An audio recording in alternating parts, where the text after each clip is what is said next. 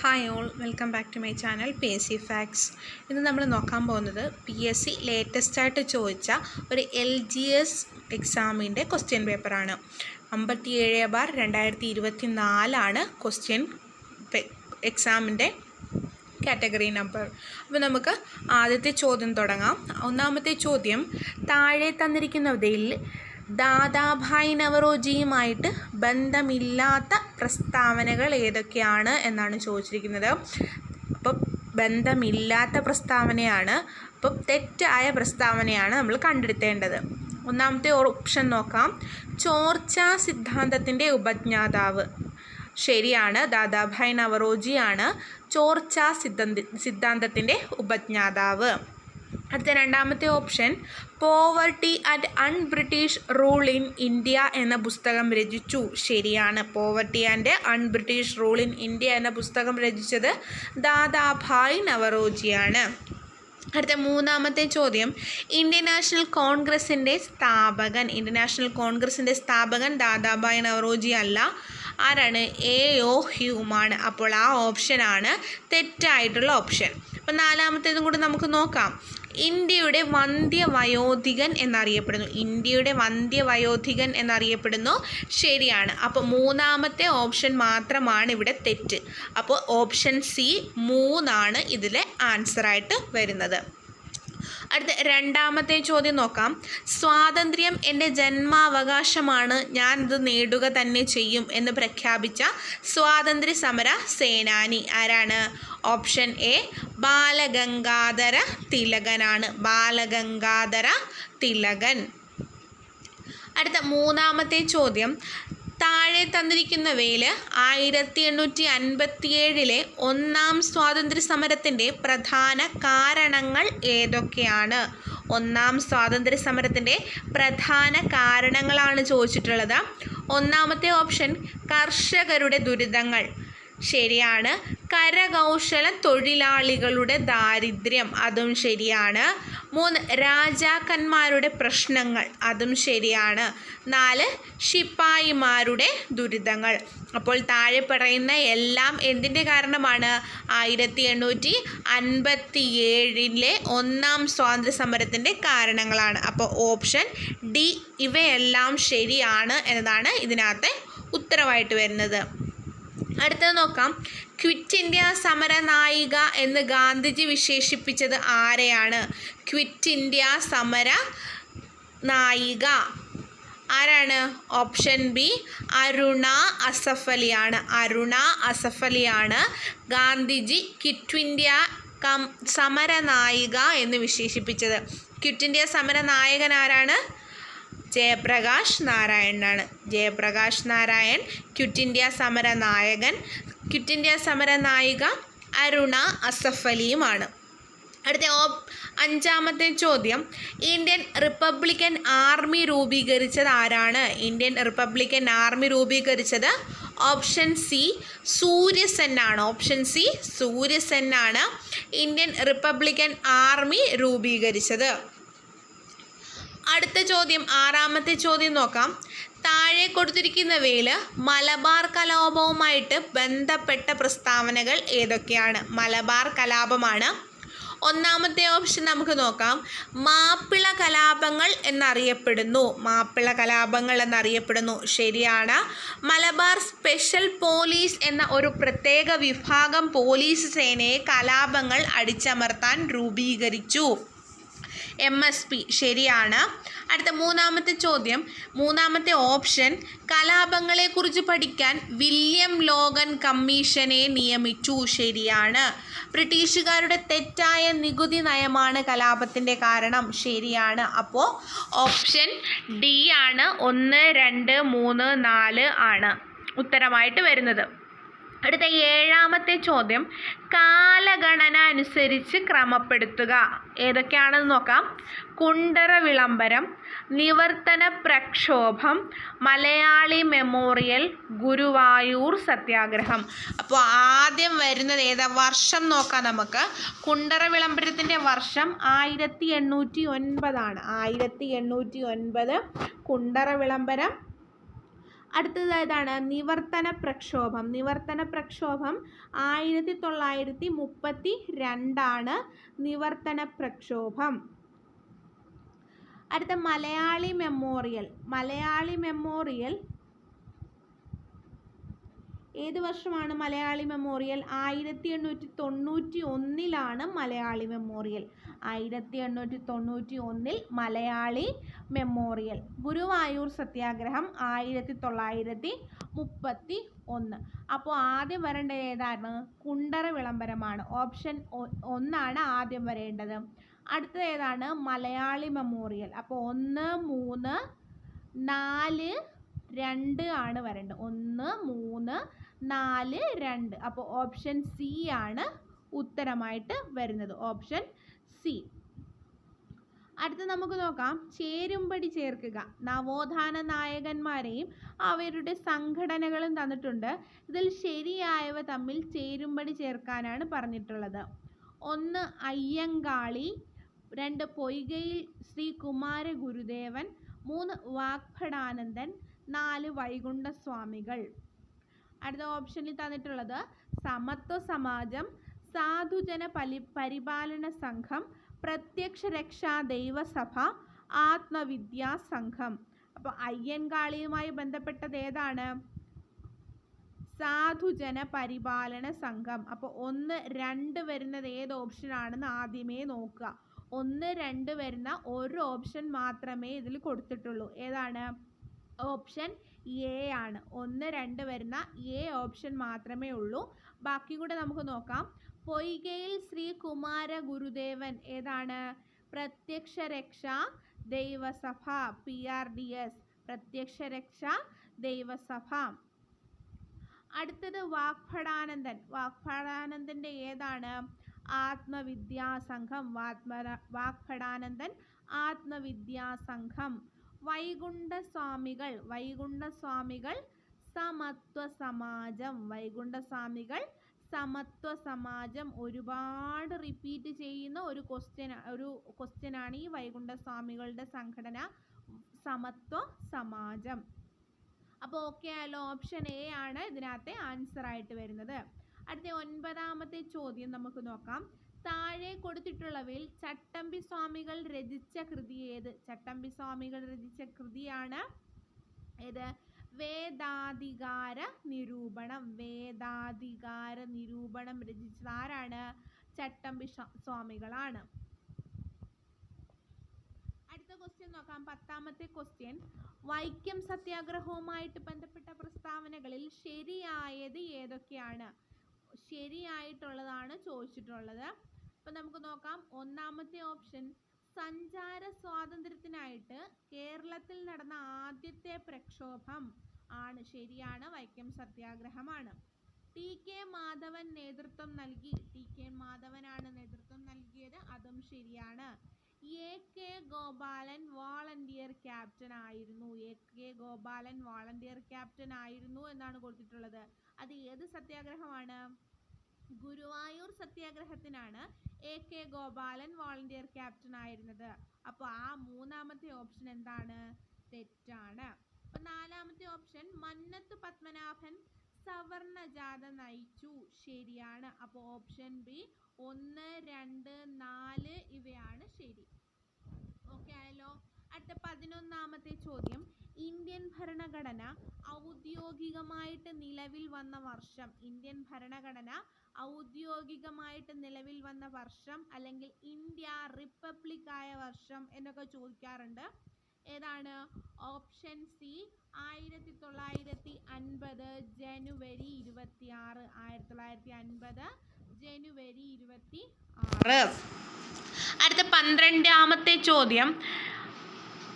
6 മുതൽ 14 വയസ്സ് വരെയുള്ള എല്ലാ കുട്ടികൾക്കും സൗജന്യവും നിർബന്ധിതവുമായ വിദ്യാഭ്യാസം മൗലിക അവകാശമാക്കിയത് ഏത് ഭരണഘടനാ ഭേദഗതിയിലൂടെയാണ്? ഏത് ഭരണഘടനാ ഭേദഗതിയിലൂടെയാണ്? 86ാമത് ഭേദഗതി 2002 6 മുതൽ 14 വയസ്സ് വരെയുള്ള എല്ലാ കുട്ടികൾക്കും സൗജന്യവും നിർബന്ധിതവുമായിട്ടുള്ള വിദ്യാഭ്യാസം മൗലിക അവകാശമാക്കി മാറ്റിയ ഭേദഗതിയാണ് 86ാമത്തെ ഭേദഗതി, വർഷം 2002. ഓക്കെ, അടുത്ത 13ാമത്തെ ചോദ്യം നോക്കാം. ഇന്ത്യൻ ഭരണഘടനയുടെ ഏത് ഭാഗത്തിലാണ് മൗലിക കടമകളെക്കുറിച്ച് പ്രതിപാദിക്കുന്നത്? ഒരുപാട് ക്വസ്റ്റ്യൻ 2023 തന്നെ ഈ ഒരു ക്വസ്റ്റ്യൻ ഒരുപാട് തവണ ഒരുപാട് എക്സാമിന് റിപ്പീറ്റായിട്ട് ചോദിക്കുന്നുണ്ട്. അതാണ് ഓപ്ഷൻ സി, ഭാഗം 4A. ഓപ്ഷൻ സി, ഭാഗം 4Aയിലാണ് മൗലിക കടമകൾ പ്രതിപാദിക്കുന്നത്. അടുത്ത 14ാമത്തെ ചോദ്യം. ഇന്ത്യൻ ഭരണഘടന ഉറപ്പു നൽകുന്ന മൗലിക അവകാശങ്ങളിൽ ഉൾപ്പെടാത്തത് ഏതാണ്? ഇതും റിപ്പീറ്റാണ് പറയുന്നത് കാര്യമാണ്. കാരണം 2023 എക്സാമിൽ ഒരുവിധപ്പെട്ട എല്ലാ എക്സാമിലെയും ഒരു ക്വസ്റ്റ്യൻ ആയിരുന്നു ഇത്, മൗലിക കടമകളും ഈ സ്വത്തവകാശവും. അപ്പോൾ ആൻസർ ഏതാണ്? 14, ഓപ്ഷൻ എ, സ്വത്തവകാശമാണ്. മൗലിക അവകാശത്തിൽ നിന്ന് എടുത്തു മാറ്റിയതാണ് 44ാം ഭേദഗതിയിലൂടെ. ആരായിരുന്നു? ജനതാ ഗവൺമെൻറ് നിലവിൽ വന്നപ്പോൾ 1978 എടുത്തു മാറ്റിയതാണ് മൊറാർജി ദേശായി. അപ്പോൾ ഓക്കെ ആണല്ലോ. ഏതാണ്? ഓപ്ഷൻ എ, സ്വത്തവകാശമാണ്. അടുത്ത 15ാമത്തെ ചോദ്യം. താഴെ കൊടുത്തിരിക്കുന്നവയിൽ എഴുതപ്പെടാത്ത ഭരണഘടനയുള്ളത് ഏത് രാജ്യത്തിനാണ്? എഴുതപ്പെടാത്ത ഭരണഘടനയുള്ളത് ഏത് രാജ്യത്തിനാണ് എന്നാണ് ചോദ്യം. ഇന്ത്യ എഴുതപ്പെട്ട ഏറ്റവും വലിയ ഭരണഘടനയുള്ള രാജ്യമാണ് ഇന്ത്യ. അപ്പോൾ ഇതിലേതാണ്? ഓപ്ഷൻ എ ആണ് ആൻസറായിട്ട് വരുന്നത്. ബ്രിട്ടനാണ് എഴുതപ്പെടാത്ത ഭരണഘടനയുള്ള രാജ്യം ഈ കൂട്ടത്തിൽ. ഓക്കെ, അടുത്ത 16ാമത്തെ ചോദ്യം. ഇപ്പോഴത്തെ സുപ്രീം കോടതി ചീഫ് ജസ്റ്റിസ് ആരാണ്? ഇപ്പോഴത്തെ സുപ്രീം കോടതി ചീഫ് ജസ്റ്റിസ് ആരാണ്? Justice DY Chandrachud. ഒരുപാട് ചില ക്വസ്റ്റ്യൻസിൽ ഫുൾ നെയിം ചോദിച്ചു കണ്ടിട്ടുണ്ട്. ജസ്റ്റിസ് DY ചന്ദ്രചൂഡിൻ്റെ ഫുൾ നെയിം വരുന്നത് ധനഞ്ജയ് യശ്വന്ത് ചന്ദ്രചൂഡ് എന്നാണ്. ധനഞ്ജയ് യശ്വന്ത് ചന്ദ്രചൂഡ്. അപ്പോൾ അടുത്ത 16ാമത്തെ ചോദ്യം നോക്കാം. നിലവിലെ ലോക്സഭാ സ്പീക്കർ ആരാണ്? നിലവിലെ ലോക്സഭാ സ്പീക്കർ ഓം ബിർളയാണ്. ഓം ബിർള. അടുത്ത 18ാമത്തെ ചോദ്യം. താഴെ തന്നിരിക്കുന്ന പ്രസ്താവനകളിൽ VP മേനോനെ കുറിച്ച് ശരിയായ പ്രസ്താവന അല്ലെങ്കിൽ പ്രസ്താവനകൾ ഏതൊക്കെയാണ് എന്നാണ് ചോദ്യം. നമുക്ക് ഓപ്ഷൻ നോക്കാം. ഓപ്ഷൻ എ, സ്വാതന്ത്ര്യാനന്തര ഇന്ത്യയിൽ നാട്ടുരാജ്യങ്ങളുടെ ഇന്ത്യൻ യൂണിയനിലേക്കുള്ള സംയോജനവുമായി ബന്ധപ്പെട്ട സ്റ്റേറ്റ് ഡിപ്പാർട്ട്മെൻറ്റിൻ്റെ സെക്രട്ടറി ആയിരുന്ന മലയാളി. ഒന്നാമത്തെ ഓപ്ഷനാണ്, അത് ശരിയാണ്. അടുത്ത രണ്ടാമത്തെ ബി ഓപ്ഷൻ നോക്കാം. ഭാഷാടിസ്ഥാനത്തിൽ സംസ്ഥാനങ്ങളെ പുനർസംഘടിപ്പിക്കുന്നതിനായിട്ട് രൂപീകരിച്ച സംസ്ഥാന പുനഃസംഘടനാ കമ്മീഷനിലെ അംഗം. അത് തെറ്റാണ്. സംസ്ഥാന പുനഃസംഘടനാ കമ്മീഷനിലെ അംഗമായിരുന്നില്ല. അദ്ദേഹം നാട്ടുരാജ്യ സംയോജന കമ്മീഷനിലെ അംഗം, ഡിപ്പാർട്ട്മെൻറ്റിലെ സ്റ്റേറ്റ്സ് ഡിപ്പാർട്ട്മെൻറ്റിലെ സെക്രട്ടറി ആയിരുന്നു. അപ്പോൾ രണ്ടാമത്തെ ഓപ്ഷൻ ബി തെറ്റാണ്. അടുത്ത സി നോക്കാം. The transfer of power in India എന്ന ഗ്രന്ഥത്തിൻ്റെ കർത്താവ്. The transfer of power in India എന്ന ഗ്രന്ഥത്തിൻ്റെ കർത്താവ് ശരിയാണ്. അപ്പോൾ ഓപ്ഷൻ എയും സിയും ശരിയാണ് എന്ന് വരുന്ന ഒരു ഓപ്ഷനേ ഉള്ളൂ. ഏതാണ്? ഓപ്ഷൻ ബി ആണ്. അപ്പോൾ ഓപ്ഷൻ ബി ആണ് ആൻസറായിട്ട് വരുന്നത്. ഡി ഓപ്ഷൻ തെറ്റാണ്. അപ്പോൾ അടുത്ത ക്വസ്റ്റ്യൻ 19ാമത്തെ ക്വസ്റ്റ്യൻ. താഴെ തന്നിരിക്കുന്നവയിൽ 1961 വരെ പോർച്ചുഗലിൻ്റെ അധീനതയിൽ ആയിരുന്ന പ്രദേശം ഏതാണ്? ഗോവയാണ്. അറിയാം, ഗോവ വിമോചനത്തിന് ദൗത്യത്തിൻ്റെ പേരാണ് ഓപ്പറേഷൻ വിജയ്. 1961 ഓപ്പറേഷൻ വിജയ് ഗോവ വിമോചനവുമായി ബന്ധപ്പെട്ടതാണ്. അപ്പോൾ 1961 വരെ പോർച്ചുഗലിൻ്റെ അധീനതയിൽ ഉണ്ടായിരുന്ന പ്രദേശം ഏതാണ്? ഗോവയാണ്. അടുത്ത 20ാമത്തെ ചോദ്യം, ഇന്ത്യയിലെ ആദ്യത്തെ റോക്കറ്റ് വിക്ഷേപണ കേന്ദ്രമായ തുമ്പ ബഹിരാകാശ ഗവേഷണ കേന്ദ്രത്തിൻ്റെ ശില്പി ആരാണ്? Option B Vikram Sarabhai. തുമ്പ വിക്ഷേപണ കേന്ദ്രത്തിൻ്റെ പേര് തന്നെ വിക്രം സാരാഭായ് സ്പേസ് സെൻറ്റർ എന്നാണ്. അപ്പോൾ ആരാണ് ശില്പി? വിക്രം സാരാഭായ്. അടുത്തത് 21ാമത്തെ ചോദ്യം, ഏത് രാജ്യത്തിൻ്റെ സാങ്കേതിക സഹായത്തോടെയാണ് 1964 ബൊക്കാറോ സ്റ്റീൽ പ്ലാന്റ് എന്ന ഇരുമ്പുരുക്കുശാല ആരംഭിച്ചത്? ബൊക്കാറോ റഷ്യ. അങ്ങനെ പറഞ്ഞു നോക്കിയാൽ മതി. ബൊക്കാറോ റഷ്യയുടെ സഹായത്തോടെയാണ് ആരംഭിച്ചത്. ഓക്കെ, അടുത്ത 22ാമത്തെ ചോദ്യം, 12ാം പഞ്ചവത്സര പദ്ധതിയുമായി ബന്ധപ്പെട്ടത് എന്താണ്? 12ാം പഞ്ചവത്സര പദ്ധതിയുടെ ലക്ഷ്യം എന്തായിരുന്നു? സുസ്ഥിര വികസനമായിരുന്നു. സുസ്ഥിര വികസനം, ഓപ്ഷൻ ഡി. അടുത്ത 23ാമത്തെ ചോദ്യം, താഴെ പറയുന്നവയിൽ കേരള സർക്കാരിൻ്റെ ഗവേണൻസ് ആപ്ലിക്കേഷൻ സോഫ്റ്റ്വെയർ ആയ സഞ്ജയ നൽകുന്ന സേവനങ്ങൾ ഏതൊക്കെയാണ്? സഞ്ജയ. ഓപ്ഷൻ എ ഉടമസ്ഥാവകാശ സർട്ടിഫിക്കറ്റ്, കെട്ടിട വയസ്സ് സർട്ടിഫിക്കറ്റ്, കെട്ടിട നികുതി അടയ്ക്കൽ. ഓപ്ഷൻ ഡി മുകളിൽ പറഞ്ഞവയെല്ലാം. ഏതാണ് ആൻസർ? ഓപ്ഷൻ ഡി മുകളിൽ പറഞ്ഞവയെല്ലാമാണ് ആൻസറായിട്ട് വരുന്നത്. അടുത്ത 24ാമത്തെ ചോദ്യം, റോഡ് അപകടങ്ങൾ കുറയ്ക്കാനും ഗതാഗത നിയമലംഘനം തടയാനും സംസ്ഥാനത്തെ മോട്ടോർ വാഹന വകുപ്പ് AI അധിഷ്ഠിത ക്യാമറകൾ സ്ഥാപിച്ച പദ്ധതി ഏതാണ്? പദ്ധതി ഓപ്ഷൻ ബി സേഫ് കേരള ആണ്. സേഫ് കേരള. അടുത്തത് 25ാമത്തെ ചോദ്യം, ഇന്ത്യൻ ഉപദ്വീപീയ പീഠഭൂമിയിൽ നിന്നും ഉത്ഭവിക്കുന്ന നദികളാണ് ഉപദ്വീപീയ നദികൾ. അത് നമുക്കറിയാം. താഴെ തന്നിരിക്കുന്നവയിൽ പടിഞ്ഞാറോട്ടൊഴുകുന്ന ഉപദ്വീപീയ നദികൾ ഏതൊക്കെയാണ് എന്നാണ് ചോദിച്ചിരിക്കുന്നത്. പടിഞ്ഞാറോട്ടൊഴുകുന്ന നദികൾ ഏതൊക്കെയാണ്?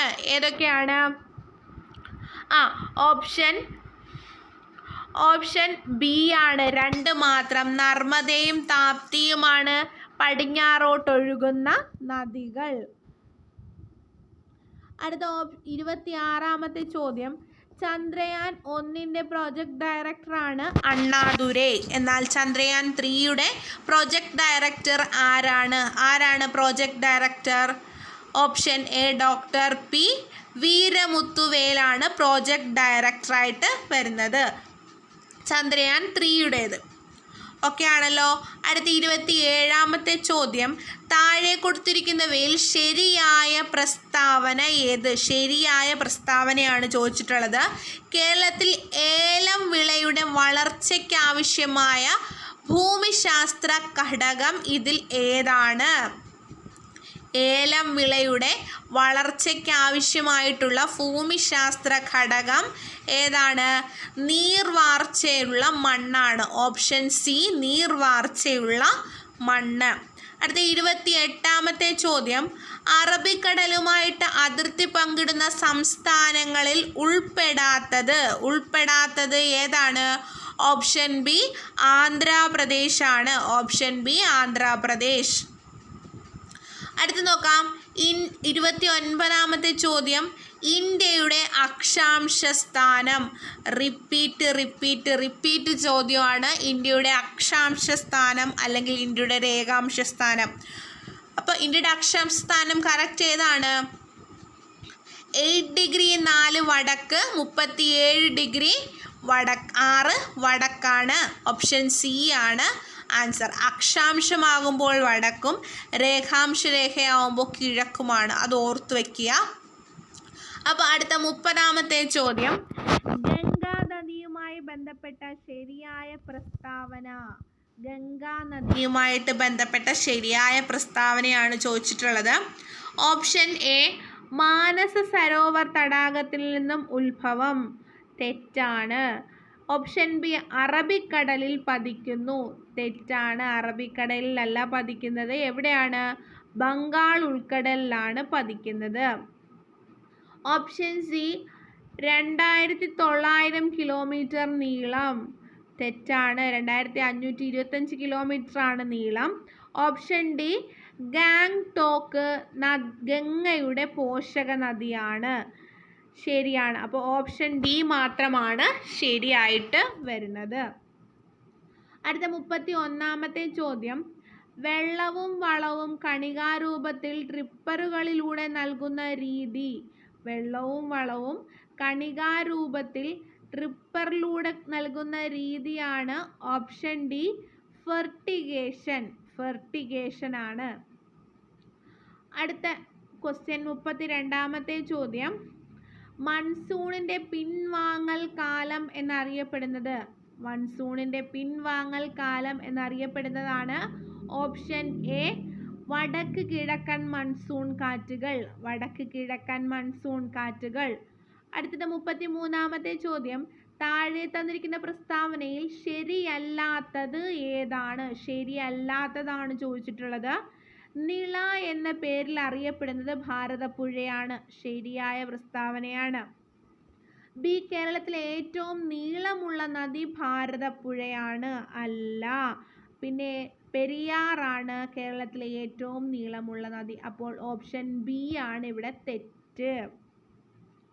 അടുത്ത 34ാമത്തെ ചോദ്യം, 2023 വയലാർ അവാർഡ് ശ്രീകുമാരൻ തമ്പിക്ക് നേടിക്കൊടുത്ത കൃതി ഏതാണ്? ജീവിതം ഒരു പെൻഡുലം. ഓപ്ഷൻ ബി ജീവിതം ഒരു പെൻഡുലം ആണ്. അടുത്ത 35ാമത്തെ ചോദ്യം, ഐക്യരാഷ്ട്ര സംഘടന 2023 ഏത് വർഷമായിട്ടാണ് ആചരിക്കുന്നത്? 2023 ഏത് വർഷമായിട്ടാണ് ആചരിച്ചത്?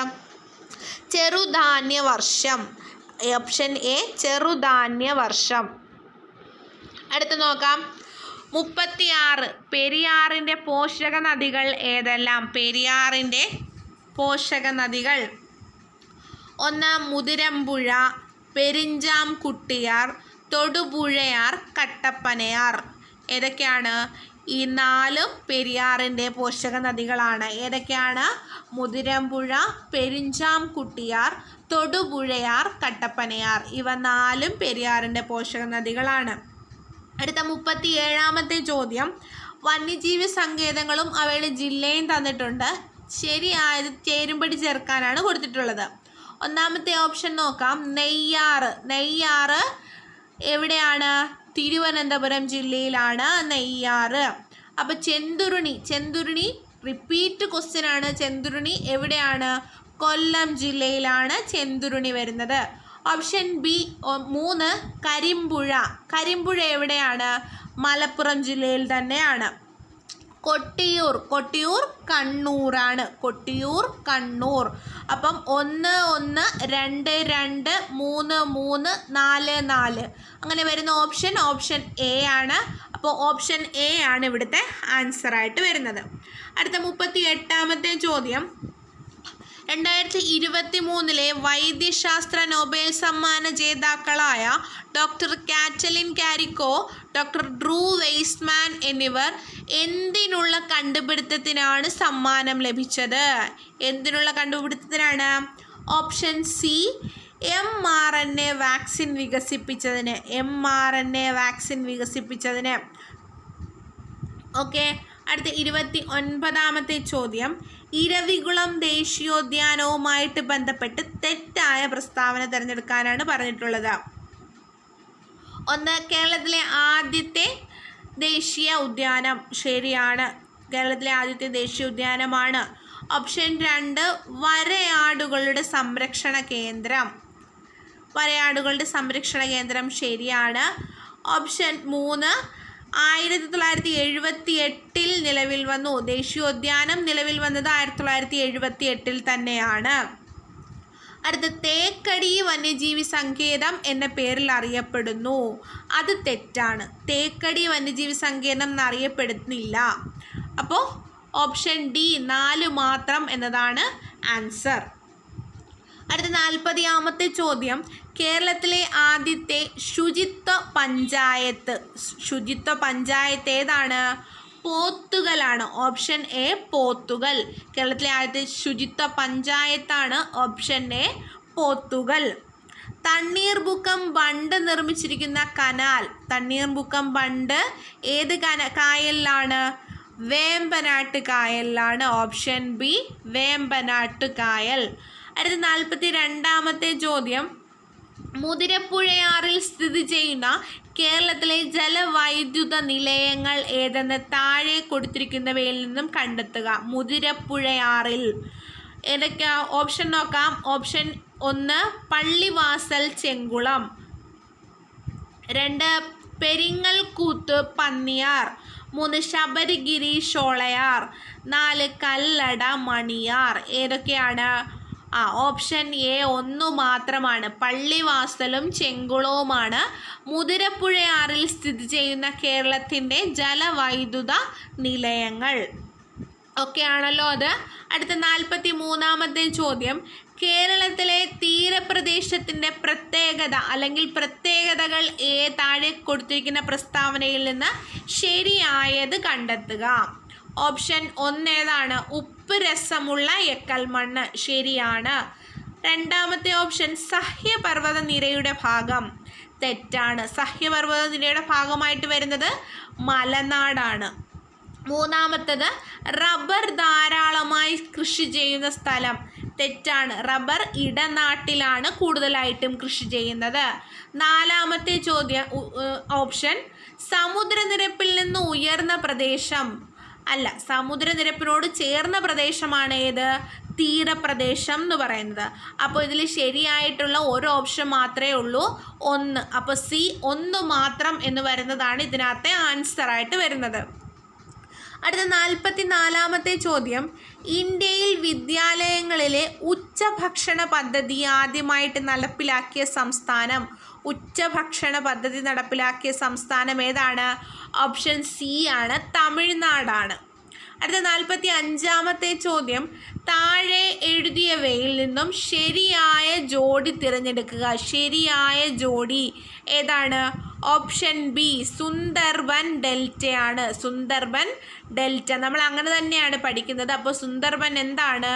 ഒരു ഡെൽറ്റയ്ക്ക് ഉദാഹരണമാണ്. അടുത്ത 46ാമത്തെ ചോദ്യം, ഡിസംബർ 1 ദുബായിൽ നടന്ന COP28 ഉച്ചകോടി ഏത് വിഷയവുമായിട്ട് ബന്ധപ്പെട്ടതാണ്? COP28 ഉച്ചകോടി കാലാവസ്ഥാ വ്യതിയാനം, ഓപ്ഷൻ ഡി കാലാവസ്ഥാ വ്യതിയാനം. അടുത്ത 47ാമത്തെ ചോദ്യം, ഇന്ത്യൻ ഭരണഘടനയിൽ ഉൾപ്പെടുന്ന മൗലിക കർത്തവ്യങ്ങളുടെ എണ്ണം എത്രയാണ്? മൗലിക കർത്തവ്യങ്ങൾ ഓപ്ഷൻ എ 11 മൗലിക കർത്തവ്യങ്ങൾ വരുന്നത്. 48ാമത്തെ ചോദ്യം, കേരളത്തിലെ ആദ്യത്തെ തീവണ്ടി യാത്ര ഏതെല്ലാം സ്ഥലങ്ങളെ ബന്ധിപ്പിച്ചായിരുന്നു? റിപ്പീറ്റ് ചോദ്യമാണ്. ഏതെല്ലാം സ്ഥലങ്ങളെ ബന്ധിപ്പിച്ചാണ്? ഓപ്ഷൻ ഡി തിരൂർ ടു ബേപ്പൂരാണ്. തിരൂർ ടു ബേപ്പൂർ. അടുത്ത 49ാമത്തെ ചോദ്യം, ലാക്ടോമീറ്റർ താഴെ പറയുന്നവയിൽ ഏതുമായി ബന്ധപ്പെട്ടിരിക്കുന്നു? ലാക്ടോമീറ്റർ ഓപ്ഷൻ സി പാലുമായിട്ട് ബന്ധപ്പെട്ടതാണ് ലാക്ടോമീറ്റർ. അടുത്ത 50ാമത്തെ ചോദ്യം, UK, ഇന്ത്യ, കെനിയ എന്നീ 3 രാജ്യങ്ങളുടെ പ്രത്യേകത എന്താണ്? എന്താണ് 3 രാജ്യങ്ങളുടെ പ്രത്യേകതകൾ? ഓപ്ഷൻ ബി കോമൺവെൽത്ത് രാജ്യങ്ങളാണ് ഇത് 3 കോമൺവെൽത്ത് രാജ്യങ്ങൾ. അടുത്ത 51ാമത്തെ ചോദ്യം, ഹരിതഗൃഹവാതകങ്ങളിൽ പെടാത്തത് ഏതാണ്? ഹരിതഗൃഹവാതകങ്ങളിൽ പെടാത്തത് ഓപ്ഷൻ ഡി നൈട്രജനാണ്. നൈട്രജൻ. 52ാമത്തെ ചോദ്യം, INA-യുമായിട്ട് ബന്ധപ്പെട്ട നേതാക്കൾ ആരെല്ലാം? INA ഇന്ത്യൻ നാഷണൽ ആർമിയുമായിട്ട് ബന്ധപ്പെട്ട നേതാക്കൾ ആരെല്ലാമാണ്? ഓപ്ഷൻ എ ആണ് സുഭാഷ് ചന്ദ്രബോസ്, ക്യാപ്റ്റൻ ലക്ഷ്മി. സുഭാഷ് ചന്ദ്രബോസ്, ക്യാപ്റ്റൻ ലക്ഷ്മി എന്നിവരാണ്.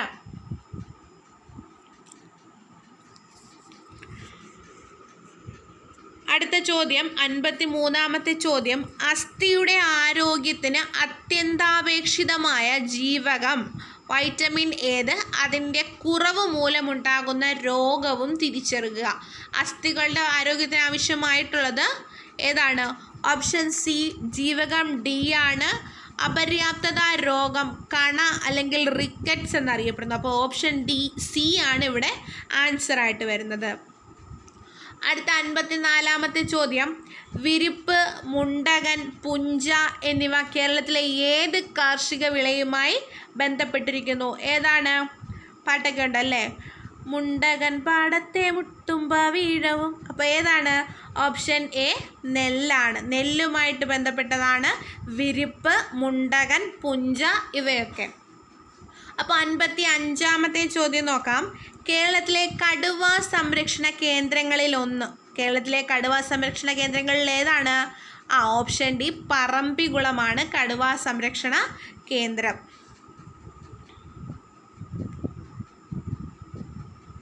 അടുത്ത് നോക്കാം 56-ാമത്തെ ചോദ്യം. താഴെ നൽകിയിരിക്കുന്ന പ്രസ്താവനകൾ പരിശോധിച്ച് ശരിയായവ ഏതെല്ലാം എന്ന് കണ്ടെത്തുക. ഒന്നാമത്തേത്, മനുഷ്യ ശരീരത്തിൽ പദാർത്ഥ സംവഹനം നടത്തുന്നത് രക്തപര്യന വ്യവസ്ഥയാണ്. ശരിയാണ്. രക്തപര്യന വ്യവസ്ഥയിലെ പ്രധാന ഭാഗങ്ങളാണ് ഹൃദയവും രക്തക്കുഴലുകളും. ശരിയാണ്. മനുഷ്യ ശരീരത്തിലെ വിവിധ പ്രവർത്തനങ്ങളെ നിയന്ത്രിക്കുകയും ഏകോപിപ്പിക്കുകയും ചെയ്യുന്നത് നാഡീവ്യവസ്ഥയാണ്. ശരിയാണ്.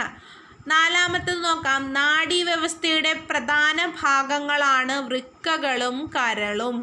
അത് തെറ്റാണ്. അപ്പോൾ ഏതൊക്കെയാണ്? ഓപ്ഷൻ എ 1, 2, 3 ശരി, 4 തെറ്റ്. അപ്പോൾ ഓപ്ഷൻ എ ആണ് ആൻസർ ആയിട്ട് വരുന്നത്. 57-ാമത്തെ ചോദ്യം നോക്കാം നമുക്ക്. 2023 കേരളത്തിൽ നിപ്പ രോഗം റിപ്പോർട്ട് ചെയ്ത ജില്ല ഏതാണ്? ഓപ്ഷൻ സി കോഴിക്കോട് ജില്ലയിലാണ് നിപ്പ റിപ്പോർട്ട് ചെയ്തത്. 58-ാമത്തെ ചോദ്യം.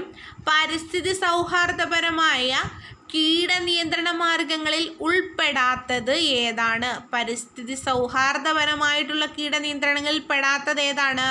ഓപ്ഷൻ ബി ഉറുമ്പ് പൊടിയാണ്. ഉറുമ്പ് പൊടി. അടുത്ത 59-ാമത്തെ ചോദ്യം. വേരുകൾ വായുവിലേക്ക് വളരുന്ന രീതിയിൽ സസ്യങ്ങളെ വളർത്തി പോഷകലായനികൾ വേരിലേക്ക് സ്പ്രേ ചെയ്യുന്ന കൃഷി രീതിയാണ് എന്ത്? Option A aeroponics. എയ്റോപോണിക്സ്. അടുത്ത 60-ാമത്തെ ചോദ്യം. ദൃശ്യപ്രകാശം അതിൻ്റെ ഘടകവർണ്ണങ്ങളായി വേർതിരിയുന്ന പ്രതിഭാസം ഏത്? ദൃശ്യപ്രകാശം അതിൻ്റെ ഘടകവർണ്ണങ്ങളായിട്ട് വേർതിരിയുന്ന പ്രതിഭാസമാണ് ഓപ്ഷൻ ബി പ്രകീർണനം. പ്രകീർണനം. അടുത്തത് 61-ാമത്തെ ചോദ്യം. ആറ്റത്തെ സംബന്ധിച്ച് താഴെ കൊടുത്തിരിക്കുന്ന പ്രസ്താവനകൾ പരിശോധിച്ച് ശരിയായവ കണ്ടെത്തുക.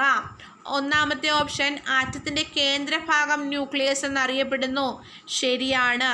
ഇലക്ട്രോണുകൾ ന്യൂക്ലിയസിൽ കാണപ്പെടുന്നു. തെറ്റാണ്. ഇലക്ട്രോണുകൾ എവിടെയാണ് കാണപ്പെടുന്നത്? ന്യൂക്ലിയസിന് ചുറ്റുമായിട്ട് ഷെല്ലുകളിലായിട്ടാണ് എന്ത് കാണപ്പെടുന്നത്? ഇലക്ട്രോണുകൾ കാണപ്പെടുന്നത്. ഓർബിറ്റലുകളിലായിട്ടാണ് കാണപ്പെടുന്നത്. അടുത്തത്, ആറ്റത്തിലെ പോസിറ്റീവ് ചാർജുള്ള കണമാണ് പ്രോട്ടോൺ. പോസിറ്റീവ് കണമാണ് പ്രോട്ടോൺ. അതും ശരിയാണ്. അപ്പോൾ ശരിയായ പ്രസ്താവന ഏതൊക്കെയാണ്? 1ഉം 2ഉമാണ് ശരി. അപ്പോൾ ആ ഓപ്ഷൻ എ ആണ് ഇതിലെ ആൻസർ. അടുത്ത 62-ാമത്തെ ചോദ്യം. താഴെ കൊടുത്തിരിക്കുന്നവയിൽ ഹൈഡ്രജൻ വാതകം ഉണ്ടാകുന്നത് ഏത് സന്ദർഭത്തിലാണ്? ഹൈഡ്രോക്ലോറിക് ആസിഡ് സിങ്ക് ലോഹവുമായിട്ട് പ്രവർത്തിക്കുമ്പോൾ. ഓപ്ഷൻ എ ആണ് ആൻസർ. ഇരുമ്പിൻ്റെ അയിര് ഏതാണ്? Option D hematite. ഇത് എപ്പോഴും ചോദിക്കുന്നതാണ്. ഇരുമ്പ് അല്ലെങ്കിൽ അലൂമിനിയം ചോദിക്കാറുണ്ട്. അലൂമിനിയത്തിൻ്റെ അയിര് ബോക്സൈറ്റ് ആണ്. സിങ്ക് ചോദിക്കാറുണ്ട്. സിങ്കിൻ്റെ അയിര് കലാമിനാണ്.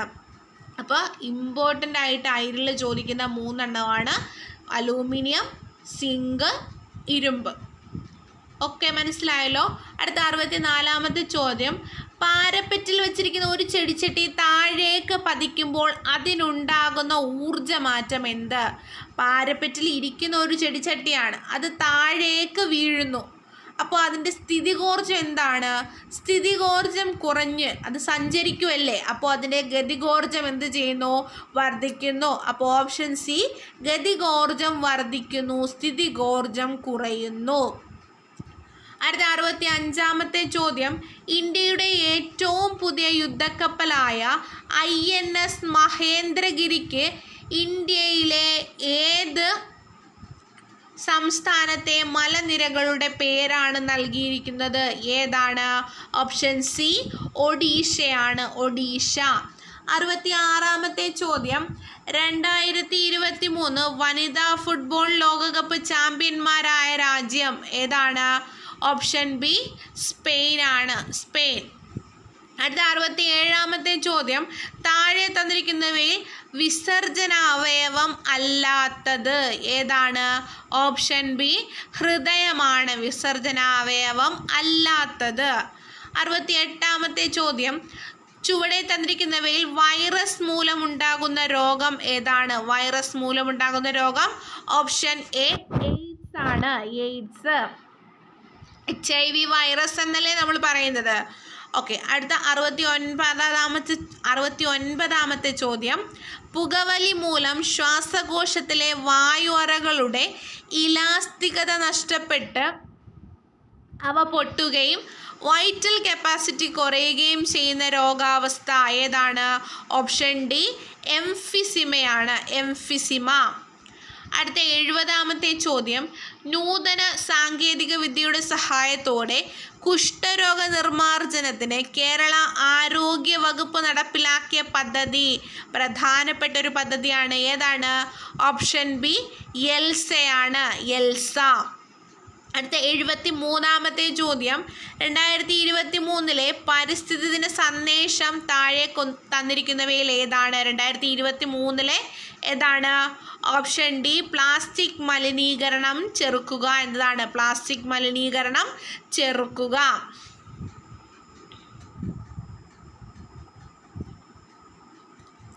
സോറി.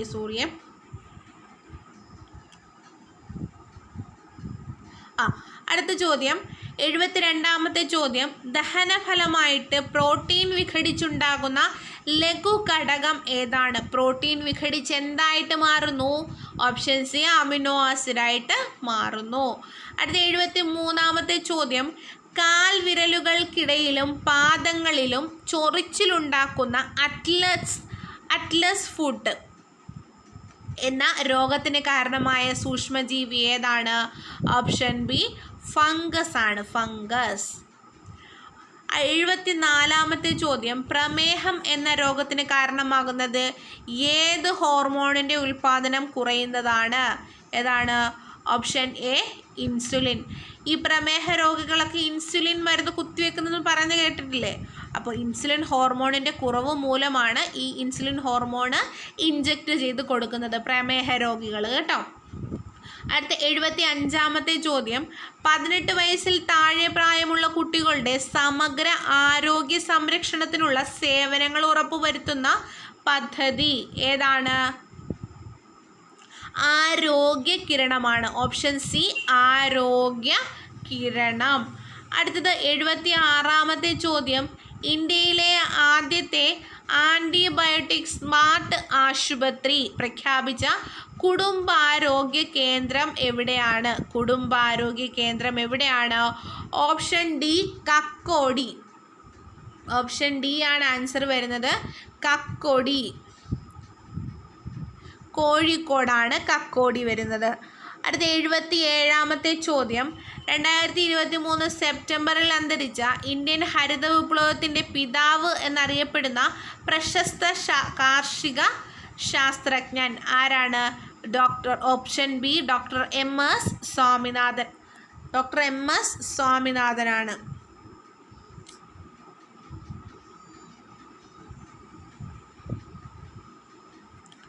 അടുത്തത്, ഹൃദയത്തെ ആവരണം ചെയ്ത് കാണപ്പെടുന്ന ഇരട്ട സ്തരം ഏതാണ്? ഹൃദയത്തെ ആവരണം ചെയ്ത് കാണപ്പെടുന്ന ഇരട്ട സ്തരം ഏതാണ്? ഓപ്ഷൻ ഡി, പെരികാർഡിയമാണ്, പെരികാർഡിയം. ശ്വാസകോശത്തെ പൊതിഞ്ഞാണെങ്കിൽ അത് പ്ലൂറയാണ്. തലച്ചോറിനെ പൊതിഞ്ഞാണെങ്കിൽ അത് മെനിഞ്ചസ് ആണ്. ഓക്കെ ആണല്ലോ. അടുത്ത 79ാമത്തെ ചോദ്യം, ക്ഷയരോഗബാധ തടയുന്നതിന് ഉപയോഗിക്കുന്ന പ്രതിരോധ വാക്സിൻ ഏതാണ്? ഓപ്ഷൻ സി BCG ആണ്. BCG ആണ് ക്ഷയരോഗബാധ തടയുന്നതിനായിട്ട് ഉപയോഗിക്കുന്നത്. 80ാമത്തെ ചോദ്യം, ഇന്ത്യയിലെ ആദ്യത്തെ മണ്ണ് മ്യൂസിയം, സോയിൽസ് മ്യൂസിയം സ്ഥിതി ചെയ്യുന്ന ജില്ല ഏതാണ്? സോയിൽ മ്യൂസിയം സ്ഥിതി ചെയ്യുന്നത് പറോട്ടുകോണം, തിരുവനന്തപുരം ജില്ലയിലാണ്. ഓപ്ഷൻ എ തിരുവനന്തപുരം ജില്ല. അത്രയുമാണ് GKയും സയൻസിലെയും ക്വസ്റ്റ്യൻസ്. ഈ എക്സാമിൽ വന്നിട്ടുള്ള ക്വസ്റ്റ്യൻസ് 80 ക്വസ്റ്റ്യൻസ് ആണ് നമ്മൾ ഈ വീഡിയോയിൽ ചെയ്തിട്ടുള്ളത്. അപ്പോൾ വീഡിയോ ഇഷ്ടപ്പെട്ടാൽ എല്ലാവരും ഒന്ന് സബ്സ്ക്രൈബ് ചെയ്ത് സപ്പോർട്ട് ചെയ്യണേ. അപ്പോൾ വീഡിയോ ഇഷ്ടപ്പെട്ടാൽ ലൈക്ക് ചെയ്യാനും മറക്കല്ലേ. ഓക്കെ, നമ്മൾ അടുത്തൊരു ക്വസ്റ്റ്യൻ പേപ്പറുമായിട്ട് വരാം. Thank you. അതുവരെ താങ്ക് യു.